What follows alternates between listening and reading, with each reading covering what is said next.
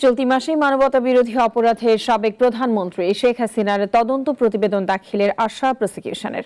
সেই সাথে জুলাই বিপ্লবে নিহত আবু সাইদের হত্যা মামলায় 4 জনকে 9 এপ্রিল ট্রাইব্যুনালে হাজিরের নির্দেশ দিয়েছে আদালত। 16 জুলাই 2024 জুলাই অভ্যুত্থান চলাকালে মুহুর্মুহু গুলি আর রাবার বুলেটের মুখে দুহাত প্রসারিত করে বুক চেতিয়ে দাঁড়িয়ে যান বেগম রোকেয়া বিশ্ববিদ্যালয়ের শিক্ষার্থী আবু সাইদ। কিন্তু সে লড়াইয়ে শেষ পর্যন্ত হেরে যান তিনি। মানবতা বিরোধী সে ঘটনায় রংপুরে 2টি মামলা হলেও 7 মাস পর মামলা হয় আন্তর্জাতিক অপরাধ ট্রাইব্যুনালে।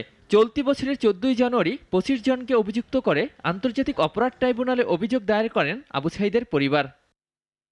রোববার সকালে মামলাটি আমলে নিয়ে এ ঘটনায় গ্রেপ্তার থাকা 2 পুলিশ সদস্য সহ রোকেয়া বিশ্ববিদ্যালয়ের তৎকালীন প্রক্টর ও ছাত্রলীগের সাধারণ সম্পাদককে আগামী 9 এপ্রিল ট্রাইব্যুনালে হাজিরের নির্দেশ দেয় বিশেষ আদালত।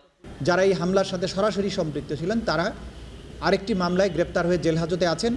তাদেরকে আন্তর্জাতিক অপরাধ ট্রাইব্যুনালের মামলায় গ্রেপ্তার হিসেবে প্রদর্শন করার জন্য আজকে আমরা একটা আবেদন করেছিলাম। আদালত সেই গ্রেপ্তার দেখানোর আবেদন মঞ্জুর করেছেন।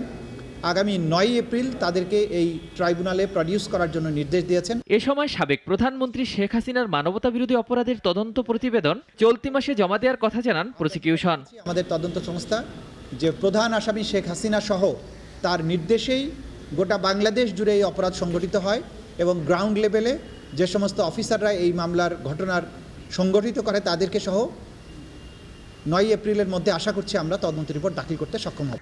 সবগুলো তদন্ত প্রতিবেদনে সাবেক প্রধানমন্ত্রী শেখ হাসিনার হুকুমের কথা উল্লেখ থাকবে বলেও জানান প্রসিকিউশন। ওয়ালিউল রনি, নাগরিক, ঢাকা।